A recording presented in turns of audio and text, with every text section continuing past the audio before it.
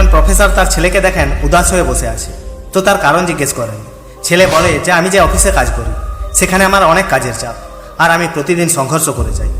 বুঝতে পারছি না যে এর কি হাল বের করব, কাজ ছেড়ে দেব না অন্য কিছু করব। প্রফেসর তাকে সাহস দেন আর একটি গাজর, একটি ডিম আর কফির কিছু দানা আনতে বলেন। ছেলে এই সব জিনিস নিয়ে আসে। এবার প্রফেসর 3টি পাত্রে 1 গ্লাস করে জল ঢালেন। তারপর সেই পাত্রগুলোতে আলাদা আলাদা গাজর, ডিম আর কফি দিয়ে গ্যাস জ্বেলে দেন। 20 মিনিট পর্যন্ত ফুটন্ত জলে ফোটার পর প্রফেসর গ্যাস বন্ধ করে দেন আর কিছুক্ষণ পর 3টি জিনিসকেই প্লেটে রাখেন। গাজর একটু নরম হয়ে গিয়েছিল, ডিম শক্ত হয়ে গিয়েছিল আর কফি জলের সাথে মিশে গিয়েছিল।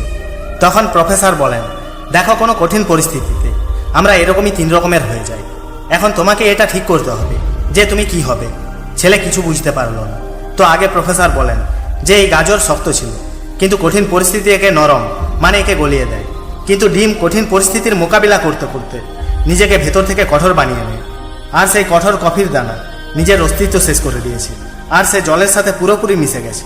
প্রফেসর আগে বলেন যে অনেক লোক গাজরের মতো হয়, সে শুরুতে শক্ত তো হয়, কিন্তু পরিস্থিতি অনুযায়ী নিজের সিদ্ধান্তের সাথে সমঝোতা করে নরম হয়ে যায়, আর যে কেউ তাকে সহজেই ভেঙে দিতে পারে।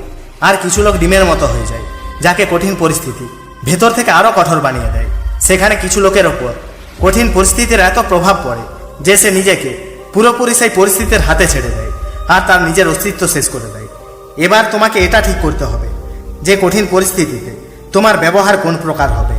একবার দেশের প্রাক্তন রাষ্ট্রপতি ডক্টর রাজেন্দ্র প্রসাদ বলেছিলেন যে কঠিন সময় জীবনের অঙ্গ হয়, যার উপর আমাদের কোনো নিয়ন্ত্রণ নেই, কিন্তু আমাদের নিয়ন্ত্রণ নিজের ওপর তো আছে।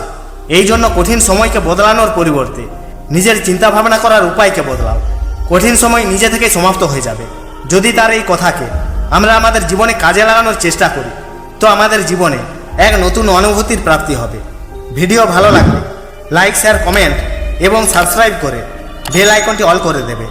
জয় হিন্দ, বন্দে মাতরম।